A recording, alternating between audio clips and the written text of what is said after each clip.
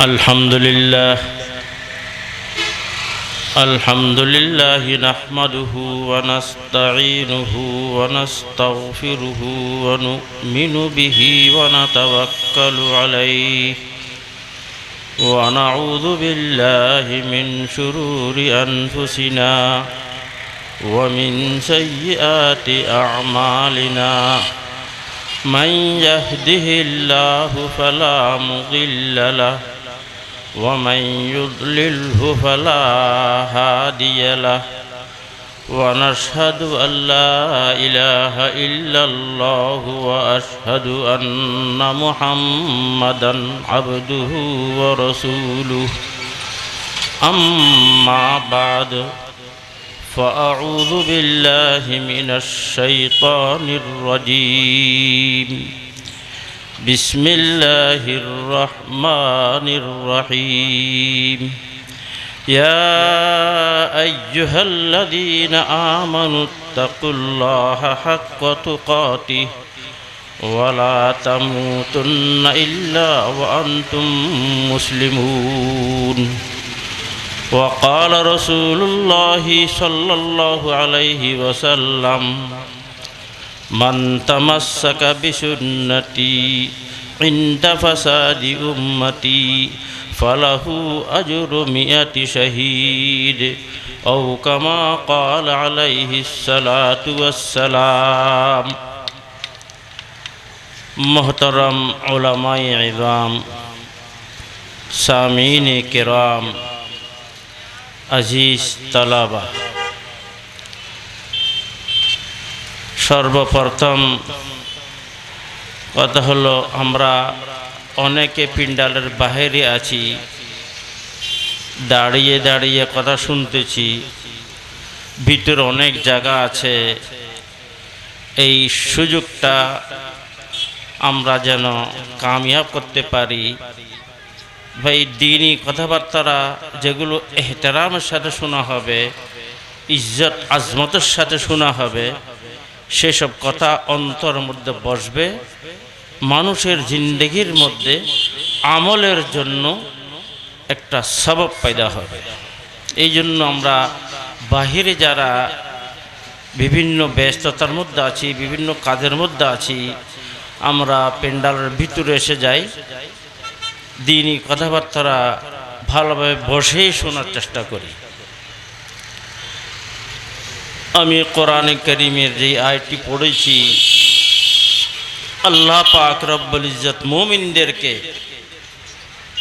খেতাব করে বলতেছেন, এই ঈমান ওয়ালো, আল্লাহকে ভয় করো হাক্কা তুকাতি।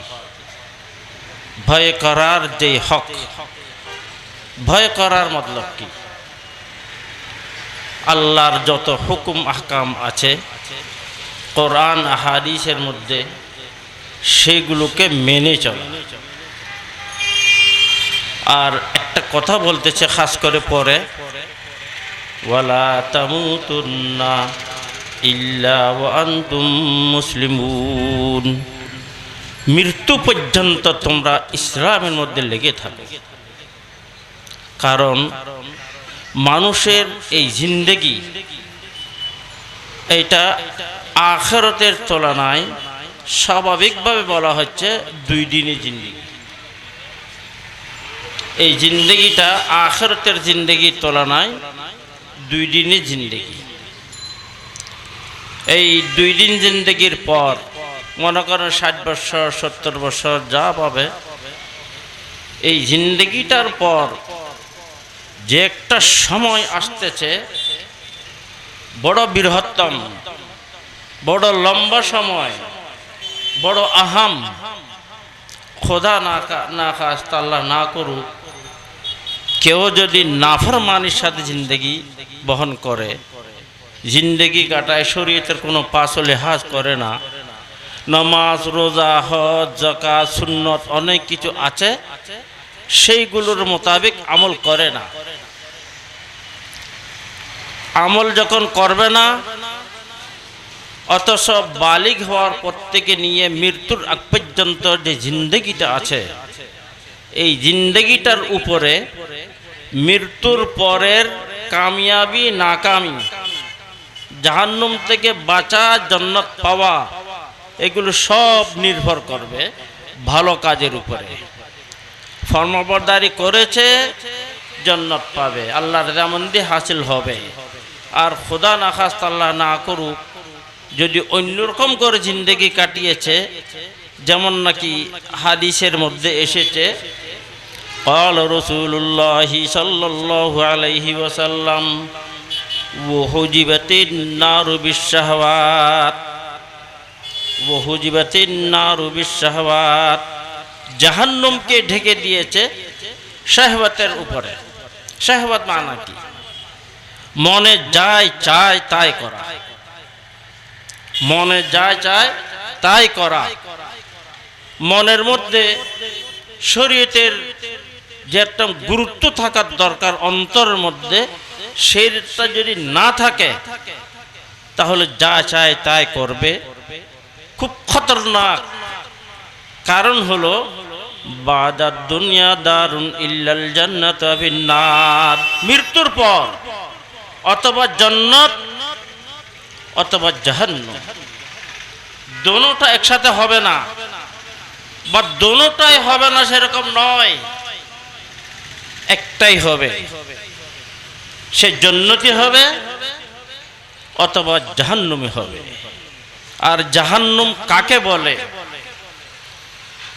শব্দ তো সহজ, কিন্তু জাহান্নামের সময়টা ভোগ করা খুব বড় কঠিন, বড় কঠিন। এক বুজুর্গ জিন্দেগি ভর হাসেন নাই। কেউ জিজ্ঞেস করেছে যে আপনি হাসেন না কেন? মানুষ তো অনেক হাসাহাসি করে, আপনার মধ্যে এটা দেখি না কেন? ওই বুজুর্গ কি বলতেছেন যে মৃত্যুর পর আমি জান্নাতি হব কি জাহান্নামী হব, এটার কোনো প্রমাণ আমার কাছে নাই। আল্লাহর হাতে ফয়সালা, আমার জিন্দেগির উপরে ফয়সালা। আমি ভালো কাজ করলে তো জান্নাতি হব, আর খোদা না খাস্তা আল্লাহ না করুক যদি জাহান্নামী হয়। কত বড় কথা। আর হাসি এটা হলো একটা সাময়িক নিয়ামত। সাময়িক নিয়ামত বলতে কারো যদি কোনো চিন্তা ফিকির না থাকে সেই হাসবে। মনে করেন কাউকে যদি বলা হয় কালকে তোমার ফাঁসি, কালকে তোমাকে রিমান্ডে নিবে, কালকে তোমাকে গ্রেফতার করবে, কালকে তোমার অপারেশন হবে, তুমি বাঁচতেও পারো মরতেও পারো। এত বড় একটা সমস্যা যখন কারো সামনে থাকবে, সে হাসবে কি? হাসি আসবে? হাসি আসবে না। কারণ বড় চিন্তা আমাদের মধ্যে জিনিসটা নাই, আখিরাতের ফিকির নাই, যার কারণে আমরা যাই চাই তাই করতেছি। রিওয়ায়াতের মধ্যে আছে হুজুর পাক সাল্লাল্লাহু আলাইহি ওয়াসাল্লাম কসম খেয়ে বলতেছেন, ওয়াল্লাযী নাফসি বিয়াদিহি ওয়াল্লাযী নাফসি বিয়াদিহি লাউ তা'লামুনা মা আ'লামু লাবাকাইতুম কাসীরা ওয়া লাযাহিকতুম কলিলা। খোদার কসম খেয়ে বলতেছেন রাসূল করিম সাল্লাল্লাহু আলাইহি ওয়াসাল্লাম, যেই অবস্থা কিয়ামতের ভয়ানক হবে, যেগুলো আমি জানি, যদি তোমরা সেগুলো জানতে পারো তাহলে তোমাদের মুখের মধ্যে হাসি আসবে না, তোমাদের মুখে হাসি আসবে না। লাবাকাইতুম কাসীরা, কসরতের সাথে বেশি বেশি তোমরা কাঁদতে থাকবে। কেন? ওই জাহান্নাম থেকে বাঁচার জন্য। আর কিয়ামতের দিন এর ব্যাপারে পরিষ্কার কথা, রোজ মাহশর হর নেহা পয়দা শবদ, রোজ মাহশর হর নেহা পয়দা শবদ, রোজ মাহশর মুজরিমা রুসওয়া শবদ। কিয়ামতের দিন এই বালিগ হওয়ার পর থেকে নিয়ে মৃত্যুর আগ পর্যন্ত যেই মানুষের জিন্দেগি, এই জিন্দেগির মধ্যে যা কিছু করেছে ভালো করেছে, ভালো ফলাফল।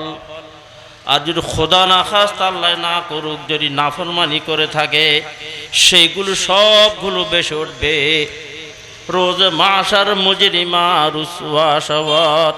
কিয়ামতের দিন মুজরিম, মুজরিম কারা? যারা আল্লাহর নাফরমানি করে, যারা আল্লাহর নাফরমানি করে তারাই মুজরিম।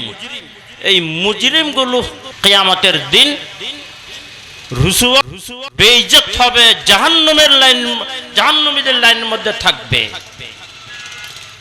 আর যাদের এরকম একটা ফিকির পয়দা হয়েছে কিয়ামতের দিন কি অবস্থা হবে, যেমন নাকি হযরতে হাজী ইমদাদুল্লাহ মুহাজির মক্কি রহমতুল্লাহি আলাইহি একটা শের পড়ে পড়ে পুরো রাত কাটিয়ে দিচ্ছেন। এইরকম একটা ইস্তেহজার ছিল, এইরকম একটা ফিকির ছিল। কাবা শরীফের গেলাপ ধরে কাঁদতে লাগলেন। কি বলতেছেন?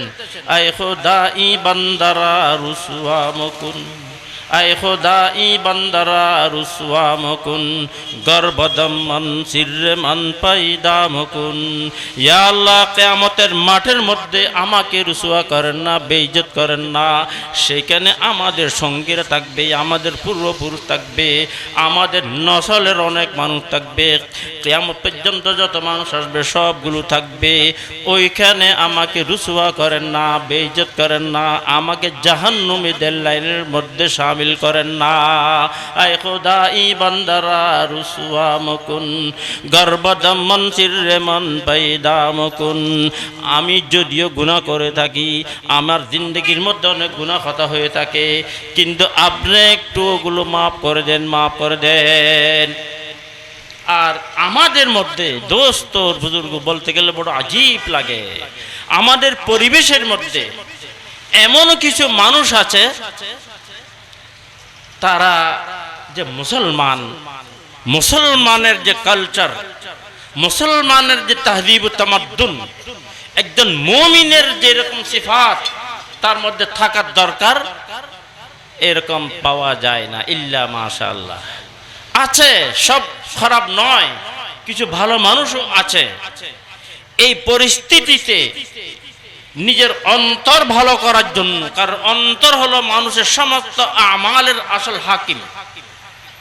যার অন্তর ভালো তার সবকিছু ভালো, যার অন্তর খারাপ তার সমস্ত আমালের মধ্যে খারাপই থাকবে, কারণ অন্তর ভালো নয়।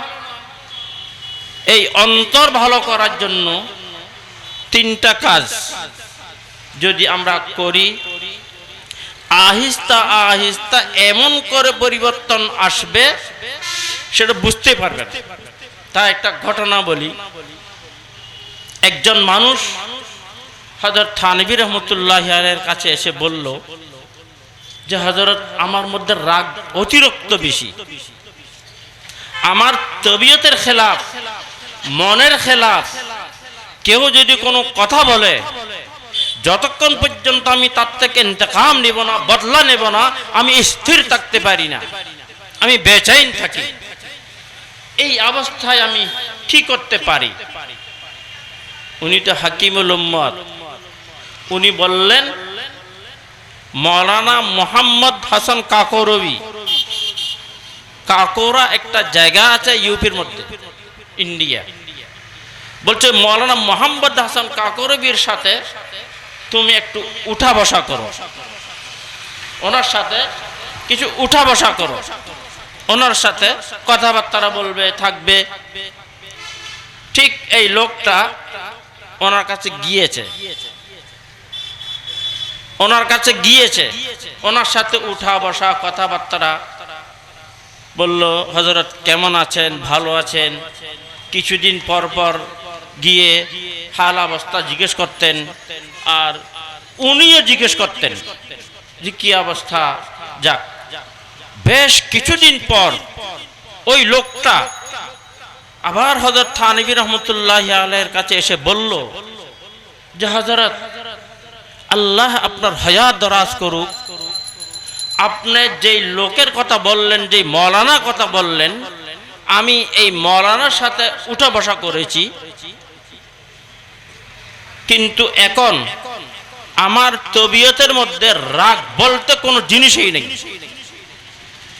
এমনকি আমার তবিয়তের খেলাফ আমাকে কেউ গালিগুলোজ যদি করে তো আমার মনে আসে, আসলে আমি তাকে কষ্ট দিয়েছি, আমার থেকে সে কষ্ট পেয়েছে, আমি একজন মুসলমান হয়ে কাউকে কষ্ট দিলাম, আমি তাকে রাজি করতে পারি নাই, সেই জন্য সে আমাকে গালিগুলোজ করতেছে।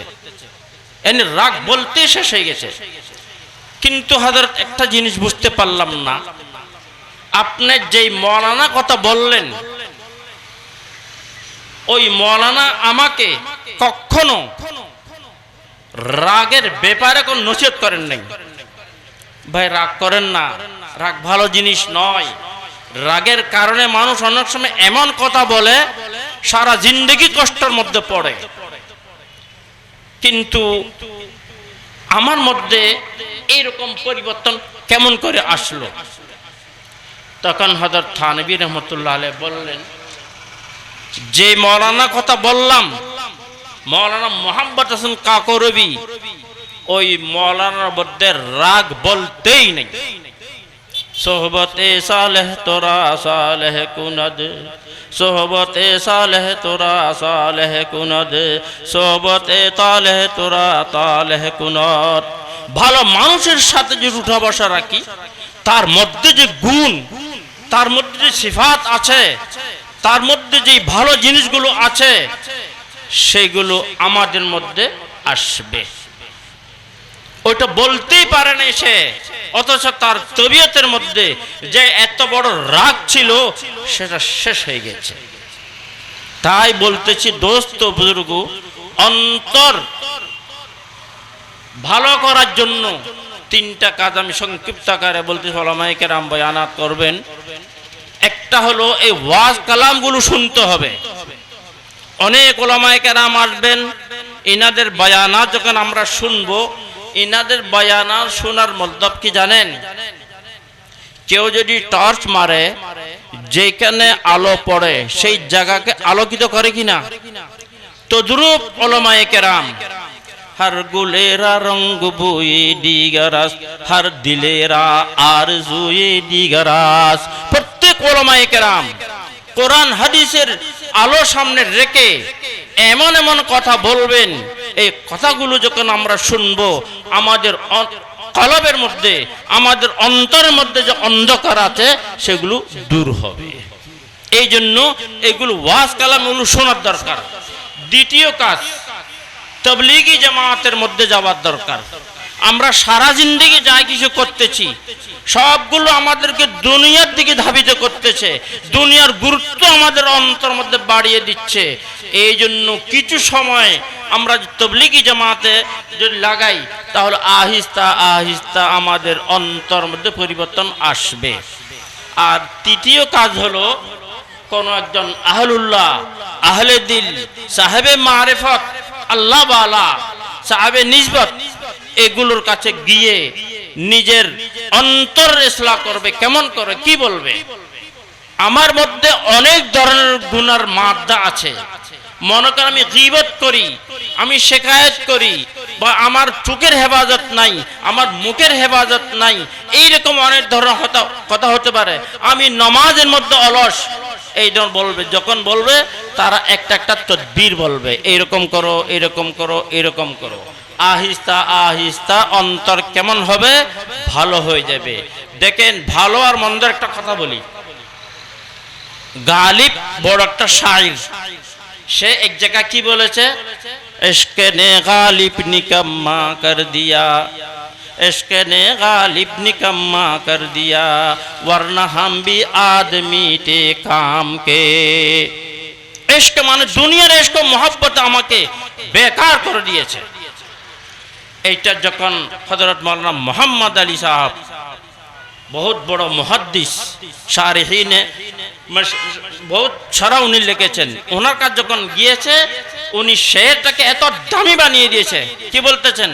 ইশকে নে গালিব মুজাল্লা কর দিয়া, इश्क ने गालिब मुजल्ला कर दिया वरना हम भी आदमी थे नाम के। এই জন্য আল্লাহ ওয়ালার সোহবত যখন ইখতিয়ার করব আহিস্তা আহিস্তা আমাদের কলব মুনাব্বর হবে, কলবের মধ্যে সঠিক ফিকির যেটা সেটা পয়দা হবে। এই পয়গাম দিয়ে আমি বহরহাল যাচ্ছি অসুস্থ।